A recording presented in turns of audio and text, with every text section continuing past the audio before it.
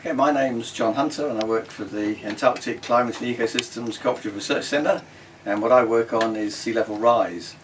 And I don't know if you know, but when the world's going to be warming, and that's because we've put greenhouse gases into the atmosphere, we've increased the amount of greenhouse gases, and with the world warming, what that does is also make sea level rise. And the reason that sea level rises is because of two reasons. One is that if you warm water up, this is like you warm up a liquid in a thermometer, you'll find that the water expands, so that's one way in which sea level will rise.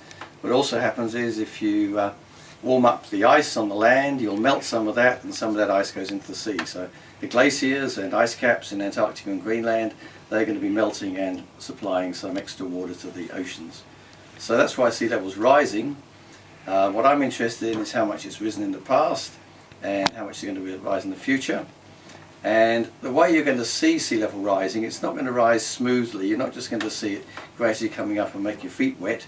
What you're going to see is that the big flooding events, when you see in the news, say that somewhere's got flooded, and you'll have seen in the newspaper yesterday probably houses in Lauderdale getting flooded, you'll see that happening more and more often as sea level rises. And this is the main way in which you'll see that sea level's rising. You'll see that these nasty events, the ones that flood your houses, are going to be happening more often.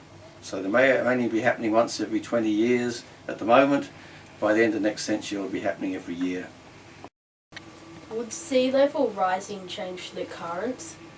It's sort of the other way round, really. It's with global warming, you change the oceans, and that changes things like the currents.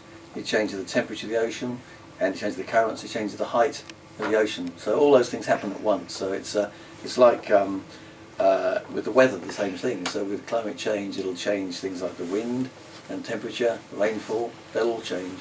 So it's not rainfall changing the temperature, and so it's not sea level changing the currents. It's the whole lot is being changed by climate change. Is that okay? People started measuring sea level in Port Arthur very early. When and where was the first device or ruler or something to measure sea level in Hobart? Okay, that was in just near CSRO down at Salamanca. If you go down to CSRO and just walk across the road from the building, you'll see a little white hut perched up on the top of a wall, and that's where they put the original tide gauge in 1889. A lot of that land has been reclaimed from the sea, so it's not all solid. So the CSRO building is actually up on stilts in the water, so you can actually take a boat underneath the CSRO building, and you can still put a tide gauge in that little hut.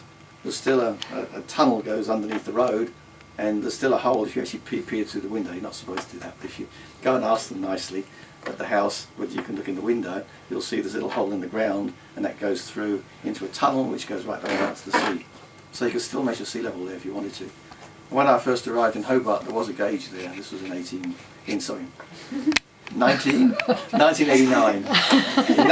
1990s, there was a tide gauge there.